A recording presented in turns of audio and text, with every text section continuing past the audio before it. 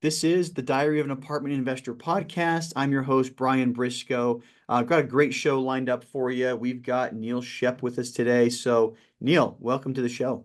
Hey, Brian, it's great to be here. How are you? Doing great. How are you? I'm fantastic, living life.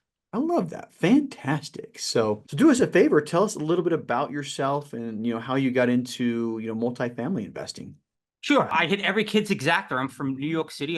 Growing up, every little boy wants to be a cop or a fireman, and I did both of them down in the city. Spent 40 plus years down there, 25 years in the police department and the fire department as a combination. I then decided that I wanted to do a little bit more, build up more passive income, multiple streams of income. Yep. And I transitioned into multifamily investing. Mm-hmm. Went out, seeked out a mentor, found a mentor. He taught me Mm-hmm. the world of multifamily investing, and he gave me mindset. Mm-hmm. And that leads me to where I am now. I have some doors under my belt, and I am big into the mindset realm of getting people to change how they think and the Awesome. paradigm and the lens they look at life through. Awesome. Well, hey, thanks for your service. I mean, police department, fire department, both, hats off to you. And I think New York's probably the toughest place to do either one of those. So, but yeah, thanks for your service to the people of New York City. So from there, let's talk about, I think, the transitions. You said you worked both NYPD and FDNY, and you wanted more passive income. You mentioned the mentorship. Let's talk about, what really drove you to multifamily to start out with. So I was in the W-2 world, right? Like blue collar W-2. Yep. I absolutely loved what I was doing in the fire department, but the fire department had a cap on what my flexibility could be. Mm-hmm. And there was a cap on how much cash I can make. So I then decided to go out and look for what are Mm-hmm. other ways of earning income. Yep. And I landed on real estate. And after I landed on real estate, I then had to choose what part of real estate, because you can make cash in real estate in multiple different Mm-hmm. ways. Yep. I chose multifamily. Mm-hmm. I believe success leaves clues. Yeah. And if you want to speed the process up, go out and find somebody that is doing what you want to do. Yeah. And that's exactly what I did. I went out, I found a mentor, and he taught me the world of multifamily. And he actually taught me the world of mindset also. Yeah. And Yeah. Now, I would imagine even before you talked with him, there had to be a mindset shift getting you to look at the passive income. Was there something that triggered that? Or, for me, it was like Rich Dad, Poor Dad. I read that book and I'm like, oh my gosh, I've been doing it wrong, But what initially kind of triggered that mindset shift to go from hourly employee to let's work on this passive income stream? I had a duplex, and Mm-hmm. that duplex, I call it Molly. Molly is my daughter. I call it Molly's college fund. Mm-hmm. And that duplex was giving me some cash flow, Mm-hmm.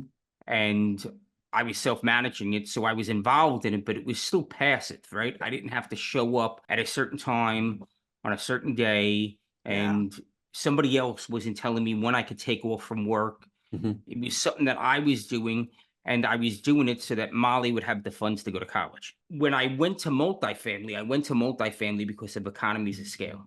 Yeah. I said, how can I take this duplex Mm-hmm. and accelerate the returns that I'm getting? Yep. And that's what led me to multifamily.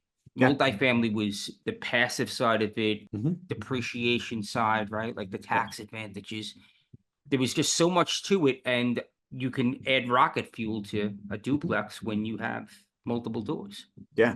Yeah, I think most people when they look to scale, it's either how do I buy more duplexes, or instead of buying more duplexes, let's add numbers to each purchase. And that's the way I went as well, was I looked at both directions. How can I increase? Now I had single family homes, no duplexes, but I started looking at the same thing, how can I increase my unit count? And Yeah. that's how I jumped into multifamily as well. So obviously, or I wouldn't be doing this podcast, I guess. But let's talk about the coaching a little bit. I mean, you're doing duplexes. Had one duplex, Molly's college fund, and you want to get into multifamily. And you mentioned success leaves clues, so you jumped into coaching. Talk a little bit about that, and what you thought about coaching and all that other fun stuff. So I'm an advocate. I'm Mhm. going to talk direct to the newbie. Yep. The guy that just kind of knows he wants to be in real estate or thinks he wants to be in real estate. That's not the time. I would suggest, if you were asking me, that's not the time that you hire your coach. Yeah. You're going to kind of instinctively know when you need that push. Yeah. And when you need to, you've already done your education the most you can through YouTube videos, through podcasts, through reading books. And now you need that extra accelerant to apply to your journey. Yeah. That's when you go into coaching. I think a lot of people will throw down whatever it is, 1,000, 5,000, 20,000 into a coaching program, and they're just not ready for it. Yeah. Because they don't have the foundation, or they don't know what they don't know yet. So learn, kind of get that feel, and then go into coaching. With that being said, yeah, I was just gonna say real quick. I mean, that really resonates. I mean, I've spent a lot of money on coaching that I've wasted, but it yeah, wasn't until I hit a wall that I needed to get over, and I couldn't figure out how to get over it, that I actually dumped a bunch of money into coaching, and the coaching actually worked. And it was me wanting to really get over that wall and realizing I needed help. Prior to that, I was buying, $1,000 courses, $2,000 courses, $500 courses, that never amounted to much. I really like how you put that. So yeah, just kind of hit the nail on the head for me. that's kind of what I did, right? Like, I never like saying I wasted the money, because I've always learned something from every step along the way. I've always Yeah. learned something.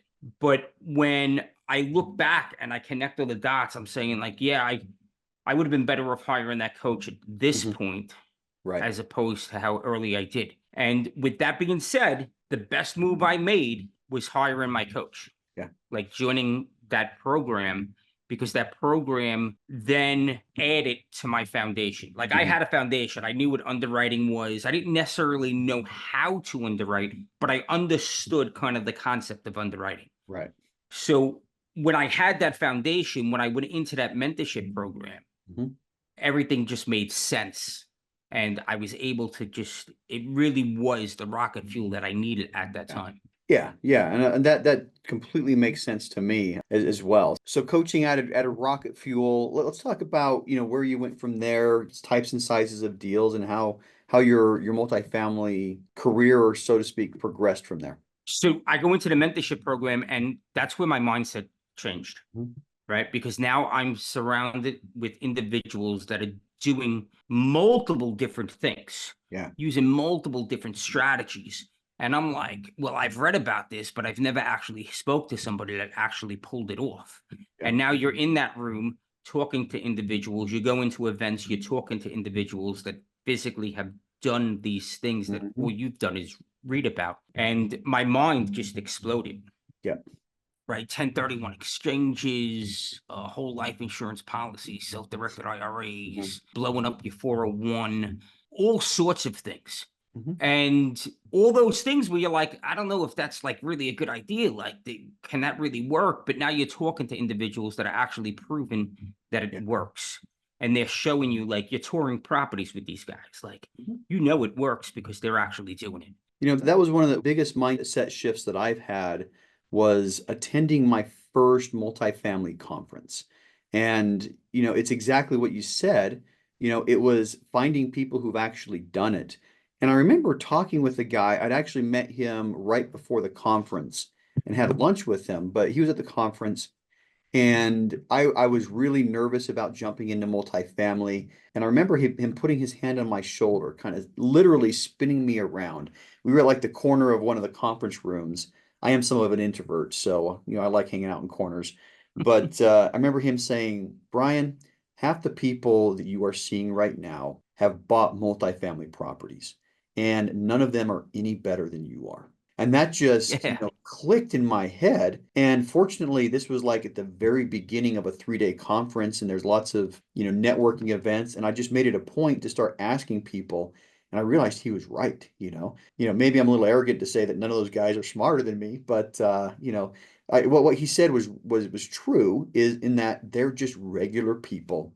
There's nothing special about them, and they're all buying multifamily. And that was one of the big mindset shifts I had, going from, I don't know if I can do this, to, oh my gosh, if these guys can do it, I can do it. So, That's so true because yeah. like when you think about the friends that you have and the people that you know in the business, it is every walk of life, right? Hmm. I know guys that are in their 20s that own multifamily properties. I know guys that are engineers, that are doctors, that are lawyers, that are Yep. cops, that are firemen, like nurses. Every walk of life is in the multifamily realm. And it really is true. If they can do it, then why can't I do it? Why can't I? Yeah. It's And just because you haven't been exposed mhm. to, yeah, it can actually be done. Yeah. Another great point is the old, like, you ever sit on the deck at a barbecue and you're like, oh, I'm gonna buy a duplex, and Uncle Bob chirps out to you, oh, what are you doing in tenants and toilets, Yeah. right? And you're listening to that, you're taking that in, but Mhm. does Uncle Bob own any duplexes? Like, Nope. he has no clue what he's talking about. Yeah.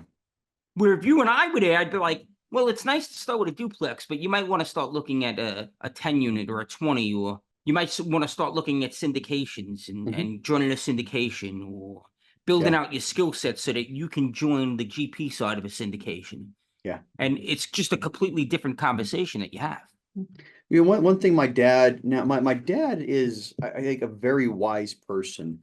He didn't, you never figured out the money thing, still hasn't, and he worked for the post office, my entire adult life, right? Or my almost my entire life. He retired from the post office at 35 years, but one day there's a lot of things that he just like randomly said to me that just really stuck. But one day he just told me, he's like, Brian, one thing I want you to remember. I'm like, all right.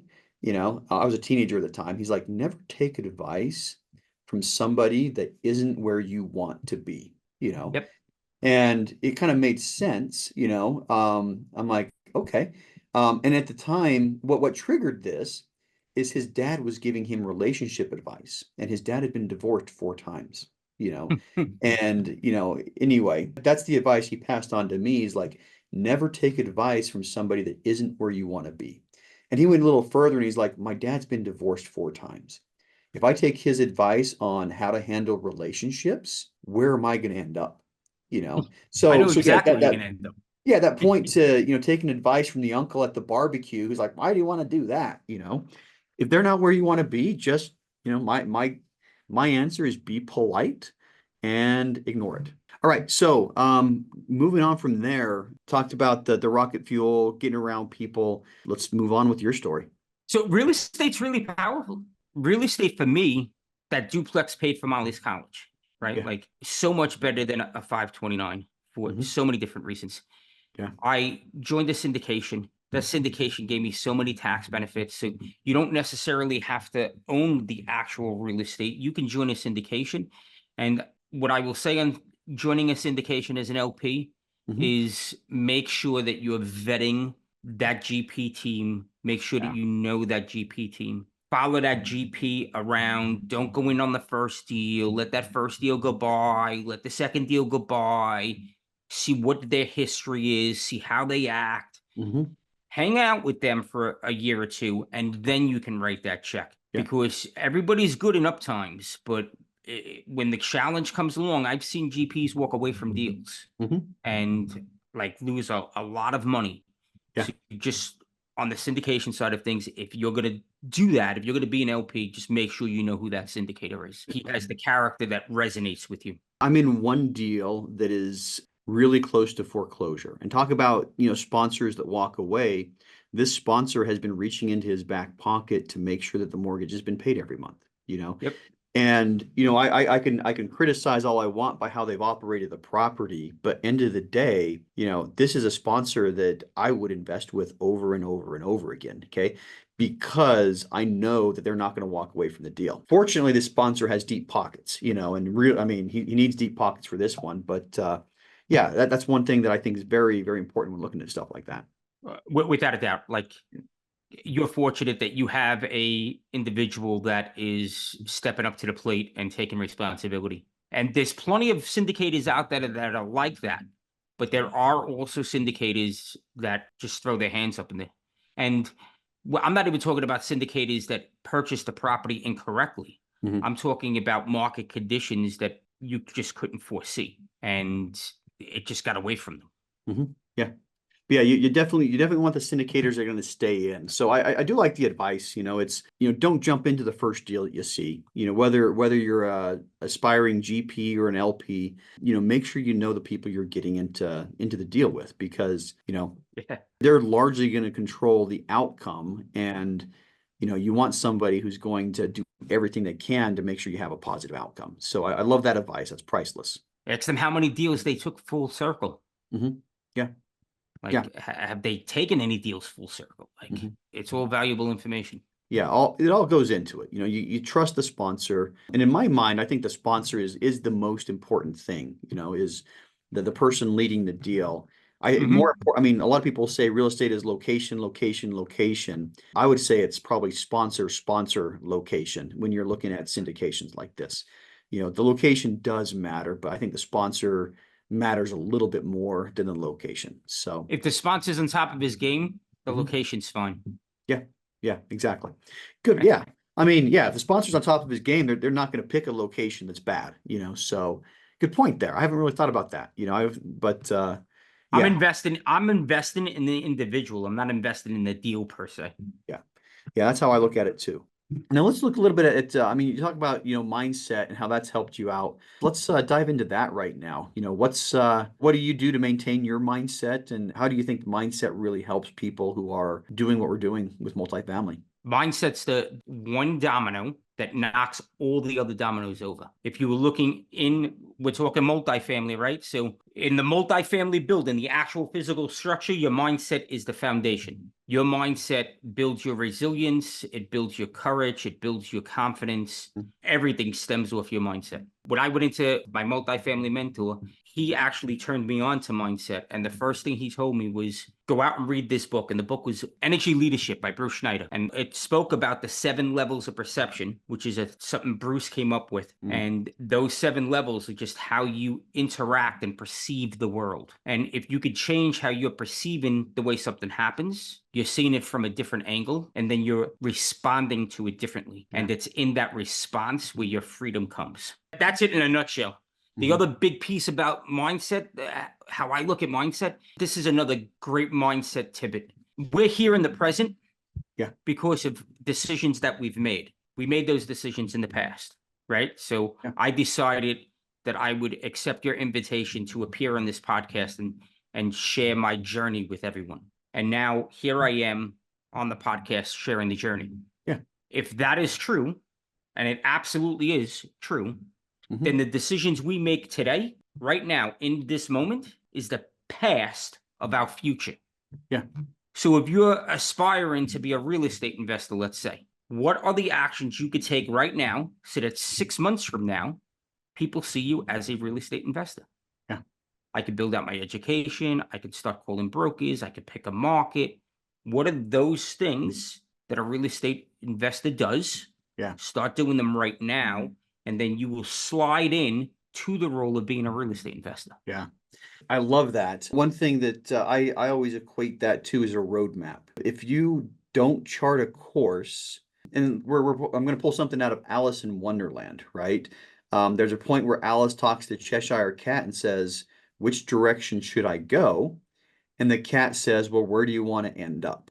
And I'm paraphrasing, and she's like, "I don't know." The cat turns to her, says, "Well, if you don't know where you're going, it doesn't matter which way you go." But, I think a lot of people approach life, they approach investing, they approach their careers like that, where they're just kind of like aimlessly wandering. But, the way I look at it is figure out where you want to go. And we're saying the same thing using different words.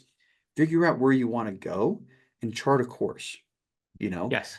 I'm in Idaho Falls. If I want to get to Northeast Pennsylvania to have lunch with you, I'm going to pull out a map and I'm going to chart a course to get there, and so, I mean, that's kind of like same thing with multifamily investing. Figure out where you want to go, chart your course, and then today is next year's past. Today's tomorrow's past, and then make Yes. sure all of today's matter. I love that. So Yeah, 100%. Somebody else said to me that you do a calculator, right? Like if you really want to put an emphasis on taking action immediately, then take your age, subtract it from 90, and then times that by 365. So you'll have 10 years left to live, let's say. Yep. right? To do the math easy, 10 years left to live, 10 times 365 is 3,600 days that Yeah. you have left. Yeah. Because when you put it in that phrase, I have like 13,000 days. Yeah. When you put it in that phrase, it's like, it's not 35 years.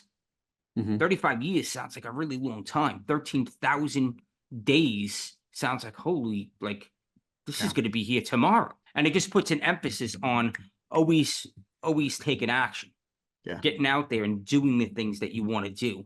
And if you fail, so what? I learned something.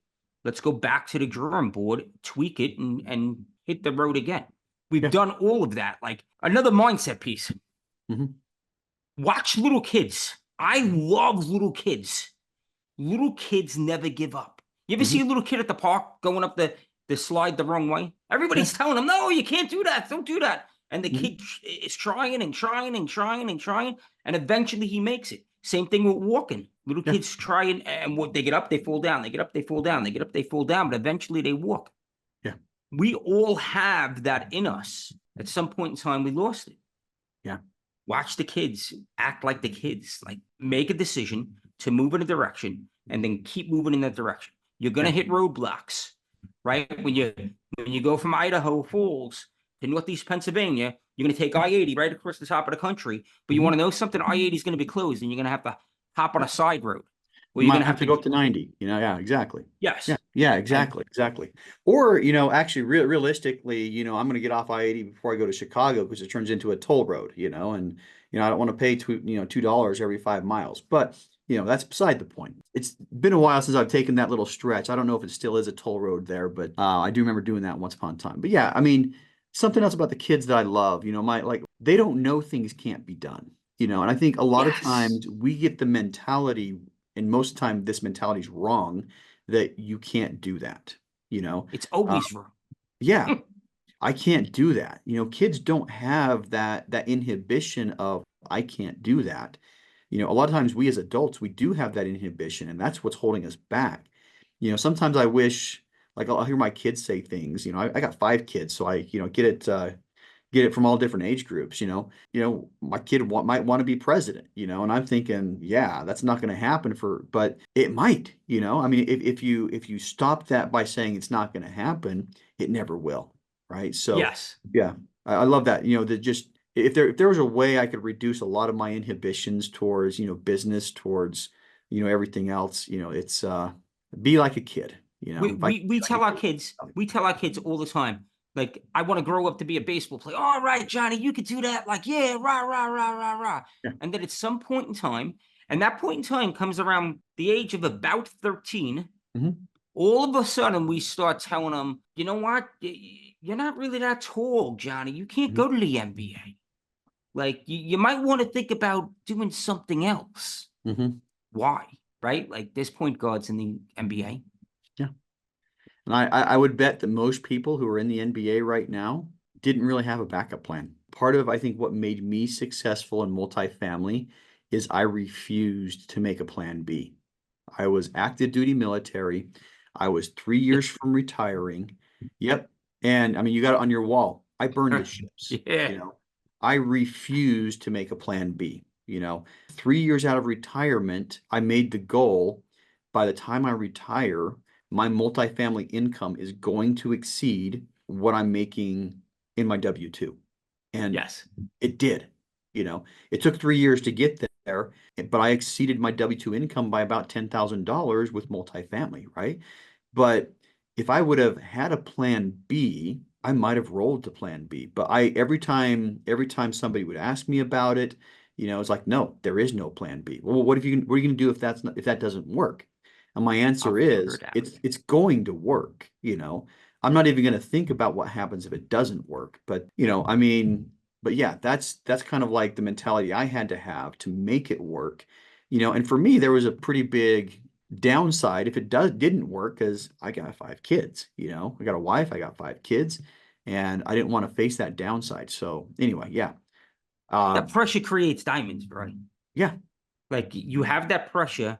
You can look at that pressure and let that pressure crush you, or you can look at that pressure and let that pressure sharpen you. Yeah. Forge you. Yeah, exactly. So, and let it sharpen you. Mhm. Like, use that energy of that pressure to use that energy of that pressure to add fuel to your desire, Yeah. that burning desire. Like, this will work. Mhm. And the other reason why it worked, and yeah, I mean, one of my partners came out of the Navy, so Mhm. I don't know what branch you served in, but you Mhm. were thanking me earlier for police and fire.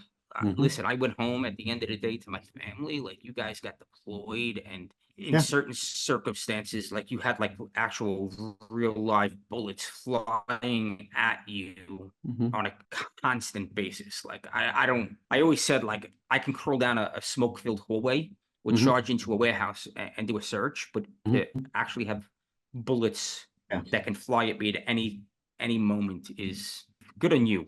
Yeah, problem. Yeah, that's a huge thing. Being the problem solver. And I think that's military members kind of have that kind of beat into them. Like you've got to be able to solve problems and think on your feet. And that's one thing that has definitely helped me as well is, Yes. the kind of that mentality. And I was a Marine, and so, we kind of doubled down on that mentality of we're just going to get it done. Who cares how? We're going to get it done. So, Yes. But that's a mentality, right? That's a mindset. Like, this is going to work. And I know it's going to work because yeah. I have the ability to figure it out. How do I know I have the ability to figure it out? Because I figured stuff out before. Mhm. Yeah. So that's where you build your confidence and your courage, right? Like, Yeah. oh, I don't know if I can figure out the problems Yeah. of multifamily real estate. Well, you've figured out other problems in your life. Everybody Mhm. has. Bring that to multifamily, Yeah. right? Surround yourself. Another thing I have on the wall, proximity is power. Yeah. Proximity is the unfair advantage. What mentorship, right? When I hired that mentor, now I'm in these groups. Now I have a Rolodex on my phone that I can just pull out my phone if I have a problem and I can just call somebody. Mhm. Listen, this is what I'm facing. What advice do you have? And the group will give you the advice. They walked in your shoes. They Mhm. faced the same thing. They've faced foreclosures. They've faced insurance policies getting canceled. They've Mhm. faced trees falling on their buildings, Yeah. floods. Whatever you're facing, there's a solution, and somebody else has faced it before you, and they will share the information with you. Yeah. And that's one thing that's really nice about I buy existing multifamily apartments, right? There are millions of apartment units in the US. Okay. It's very unlikely that I am going to experience something that somebody else hasn't experienced before. And that's where having mentors in your corner. I did a mentorship program, starting in 2018, and there were several times where I picked up the phone, I called my old mentor and just said, "Hey, we're going through this right now. Have you ever seen something like this?" And guess what? Every time I called him, he's like, "Yep, we have. Yep, we have. Yep, we have." Right? And so, yeah, that is one thing that proximity is power. Keep people close, and back to what I said earlier, never take advice from somebody who isn't where you want. I think I'm going to flip that a little bit, just kind of reverse the words and say seek advice from people who are where you want to be, So yeah, that's Yeah. what you need to do is seek advice from people who are where you're at. So where you want to be, not where you're at. But yeah. That's one of the most powerful secrets out there. Hmm. Like, if there was a secret to success, Yeah. that's one of the secrets right there. In success in anything, I don't care if you're basket weaving, seek knowledge. Yeah. And when you're ready to teach it, like, it really is true that when the student is ready, the teacher appears. Yeah. It's miraculous how that happens. Yeah, bring some good kung fu in here. I was actually thinking of that quote earlier on in the podcast. Never came out, but he's like, yeah, when the student is ready, the teacher will appear. I think that's so true. But yeah, right when we were talking about you have to have that event, that thing that really makes you ready for coaching. That's exactly what I was thinking there. But awesome, awesome, awesome. Well, let's see, we're about at the 30-minute mark of recording, so we need to start wrapping up. So 3 questions that I ask at the end. First one is, what is next for you? Next for me. So I'm in the process right now of doing I'm doing a YouTube challenge, 100 videos in 100 days. Okay. And just I want to build out my YouTube channel and build out my presence in the people that I can help. Mhm. And I'm doing that and getting reps. I believe in getting your reps in. And the quickest way you can get your reps in is being in the arena and actually doing it. Yeah. So that's what I'm doing now. That's going to help me build out my coaching platform. It's going to help me build out me going out to events and doing speaking engagements, me just adding value to people's lives. Yeah. People have added value to my life. Like, I'm here because of what people have done for me and how people have helped me. And now it's my turn to pull the person up the mountain. Yeah, I love it. I love it. All right. Next question. If you have advice for somebody who's just starting out in their multifamily journey, what would that advice be? Wow. Yep. Just starting out in their multifamily journey. So they've already chose multifamily as their vehicle for wealth. I would, going back to the beginning when I said you're going to build out your education and then you're going to seek out your mentorship and act as that little kid. Like, you can absolutely do it. Yeah. There's a 23-year-old that raised $300,000 to buy a $3 million property. And 10 years later, he turned into having a net worth of something like $12 million. It's amazing. That's amazing. It's absolutely possible. Like, don't get hell-bent on, I can't do it. Yeah. There is a way. You will figure it out. You have the ability. Yep. And if you're here listening to this, you absolutely do have the ability. Yeah. So go out and do it. Yeah. And I guess I'll throw my shameless plug in. If you're looking for that multifamily mentor, I know a guy, two thumbs and looks like this guy right here. But I do bring on coaching clients every once in a while. Reach out to me on LinkedIn if you're interested in that. And then let's see. And Neil, you do some mindset coaching as well. Is that true? I do, yes. I do mindset coaching, getting people to think differently, right? So walking through the 7 levels of perception, changing the paradigm, which is just the lens that you're looking through. Understanding that a limiting belief is just the surface level indicator of something much deeper, and then drilling down on what's much deeper and getting to the actual belief that's causing you to be on the hamster wheel. Yeah. Things along those lines. YouTube's a great place. There's I'm probably, today is video number 70 in my endeavor. YouTube's a great place to just kind of go see what I'm talking about. Yeah. And 100 videos who I in am. 100 days. Yeah, that's a nice little challenge. I mean, I've done this podcast long enough that I could release it. I mean, I could just go back to the archives, but you're probably doing new content, which is a lot different. 100 I'm videos. doing new content every day. Yeah. Awesome. Awesome. All right. Last question. How can listeners learn more about you? So just my name, Neil Schoepp. All of my handles, YouTube, Instagram, X, Facebook, it's all Neil Schoepp. Okay. And that's the best way to kind of like follow me. If you wanted to reach out to me directly, it's my first name, Neil, at neilschoepp.com. And that's the email. Just shoot me an email. I am the person that answers that email. It's not a virtual assistant or anything. It's actually me. So it may take me a couple of days to get back to you, but I will actually get back to you. Awesome. Awesome. So, and then check our podcast. I mean, just look at the podcast title and you'll get the spelling of his name. There's an O in there that you probably wouldn't recognize, but and then we'll have links to, his profiles, his YouTube channel in the show notes too. So, no thinking required. Just go to the show notes, hit, tap whatever you're looking for, and that magical internet thing will just whisk you away. So, all right. Well, Neil, hey, thanks for coming on the show today. Very much appreciate your time, and look forward to getting this episode out as soon as possible. Brian, you're doing amazing things. It's great to be here with you. This is how I started. I started listening to podcasts, and I guess it's similar to how you started. It's our responsibility to help the next generation of investors come along. Yeah, absolutely. That's what it's about. Yeah, it's there's somebody I know also runs a mentorship program, but always talks about everybody has one hand, reaching up, trying to get a helping hand from somebody else, but you should also have one hand reaching down to help the next person come up. And I agree. I think it's important to help out other people, and what goes around comes around. So Yeah, eventually that's right. Like, yeah. pay it forward. Absolutely. Awesome. Well, hey, thanks for your time and we'll talk soon. Great being here, bro. Have a great day.